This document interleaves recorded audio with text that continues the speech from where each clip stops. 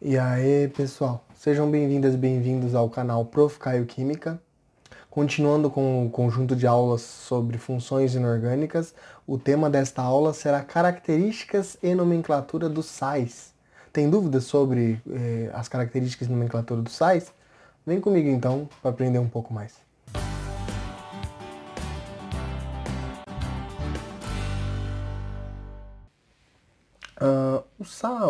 Falando um pouquinho agora dos sais, o que eles são basicamente?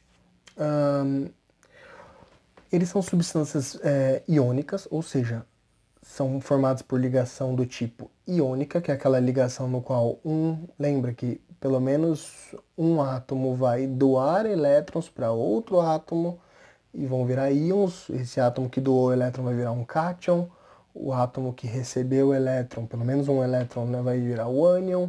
E a partir da interação entre esse cátion e esse ânion, interação entre carga positiva e negativa, em outras palavras, interação eletrostática entre os dois, interação entre cargas opostas, ele vai formar essa ligação iônica. Em geral, todos os sais eles são formados por metais que fazem o papel ali do cátion, que tem já essa facilidade, né, de doar elétrons e formar cátion, e por ânions, que são normalmente ametais ou estruturas que envolvem ametais, né? Que normalmente tem facilidade de receber elétrons e formar o ânion. Só que sempre que a gente vai analisar como que o sal pode ser obtido, uma reação que é muito comum à síntese de vários tipos de sais é a reação que a gente chama de reação ácido-base, na qual, por exemplo, se a gente reagir uma base com um ácido, é comum toda reação ácido-base gerar um sal e água. Então, como que é feito aqui? Ó? A gente pode ver por essa reação aqui, ó. Uma reação entre o hidróxido de sódio, né, a soda cáustica, e o ácido clorídrico, por exemplo, vai gerar o sal que a gente está acostumado, que é o sal de cozinha, que é o NaCl, cloreto de sódio. Como que ocorre basicamente isso? É uma reação como se fosse uma reação de dupla troca. Então, esse OH vai se ligar ao hidrogênio, então o OH- que vai ser liberado aqui quando dissolvido em água, vai se juntar a esse H+, que é liberado também quando dissolvido em água do ácido, né? E o OH- mais H+, quando eles estão ligados, vai formar a água. E aí o Na+, que é o metal da base, mais o Cl-, que é o íon de não metal do ácido, também vão ter uma interação do tipo iônica, que é o que vai formar justamente o sal. Então, normalmente o sal é sempre formado dessa forma, reações entre ácido e base. Com isso, sempre que você quiser obter um sal, normalmente a gente vai adicionar a base que tem o metal daquele sal que se quer obter, né? E o ácido que tem o ametal do sal que se quer obter. Então, por exemplo, para se obter o brometo de potássio, que é o KBr, que ácido e que base a gente deveria misturar para poder dar um KBr? Lembrando, o KBr ele é formado pelo K+, uma ligação iônica com o Br-, ou seja, o íon potássio com o íon brometo, né? Bromo com carga negativa. Que ácido e que base a gente poderia misturar para dar esse KBr? Um grande exemplo é se, tipo, a gente misturasse, concordam comigo, um exemplo aqui, o HBr. Opa! Se a gente misturar aqui, por exemplo, o HBr, mais a gente quer formar o KBr, então na base vai ter que ter o K, então KOH.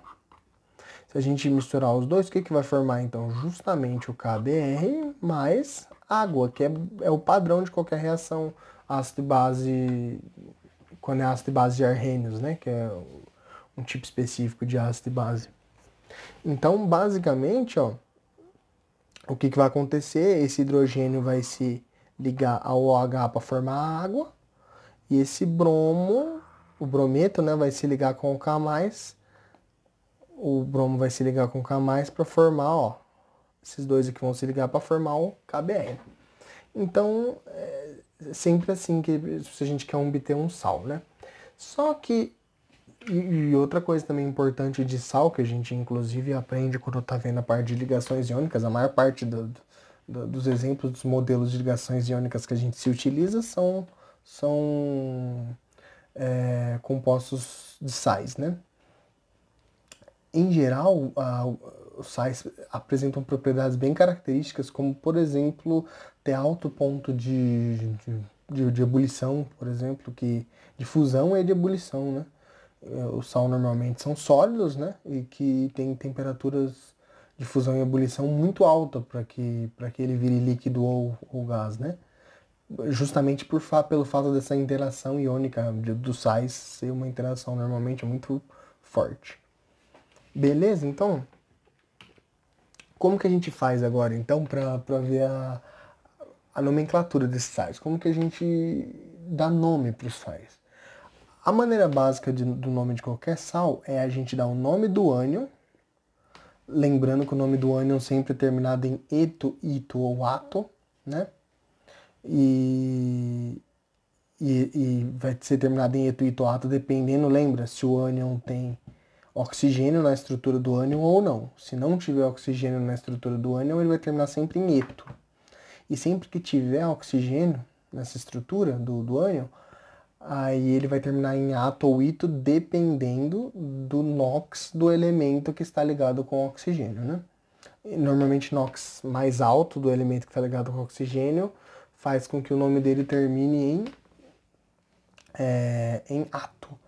E NOx mais baixo faz com que o nome dele termine em ito. Então aí vai depender desse NOx do elemento, que a gente vai fazer o terceiro exemplo aqui sobre isso. Beleza. Então, além de dar o nome desse ânion, a gente vai dar o nome também do cátion. Então, o nome do ânion de nome do cátion. O nome do cátion normalmente é o nome do próprio elemento mesmo que está ligado com o ânion. Então, vamos dar um exemplo aqui, ó. NaCl. Quem que faz o papel do ânion e do cátion? O NaCl, se a gente colocar ele em água, vamos fazer aqui só para a gente mostrar quem que é o ânion e quem que é o cátion. O sódio, que é o metal, vai perder um elétron, vai ficar com carga positiva. E o cloro, que é o ametal, vai ganhar um elétron, vai ficar com carga negativa. Então vai formar em água Na+ e Cl-. Aqui de solução aquosa, porque está em água. Beleza, então nome do ânion de nome do cátion. Como que vai ficar então o nome disso aqui? Então vai ficar Cl-, qual que é o nome desse ânion?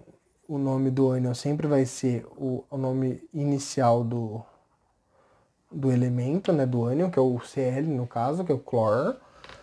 E como ele é um ânion, o Cl- que não tem a presença de oxigênio, sempre vai ser terminado em eto. Sempre assim. Quando não tem oxigênio, é terminado em eto, o nome do ânion. D, que segue o padrão aqui, né? O nome do cátion, que é o sódio. Então, cloreto de sódio, que é o cloreto de sódio que a gente está acostumado, aí, sal de cozinha. Beleza, vamos pro próximo. KBr.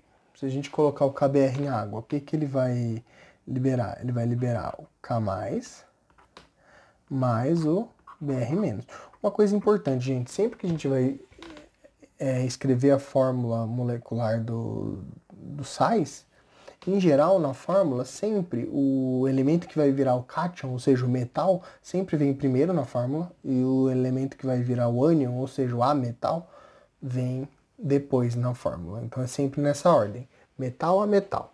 Cátion, ânion, né? Para dar a fórmula do sal. Então, qual que é o nome aqui então para o KBr? Vai ser o nome do ânion. Começa com brom, por causa do bromo, né?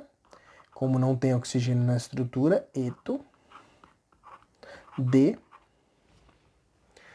Brometo D. E o do cátion, do cátion vai ser potássio, porque é o K. Então, brometo de potássio. Beleza? Aí é aquele mesmo esquema que eu tinha falado para vocês na aula sobre bases, né? Que eu comentei com vocês que se for um metal, um cátion, né? Que ele pode ter cargas elétricas variáveis, ele pode ter mais de uma carga elétrica. Um exemplo do ferro. O ferro ele pode ser 2 mais ou 3 mais. Como que a gente vai identificar isso na estrutura? Na frente aqui do nome do cátion, então se fosse o ferro, a gente teria que colocar em números romanos, entre parênteses, qual que é a carga que aquele metal tem naquele sal, né? Então é de maneira similar que a gente usa para base.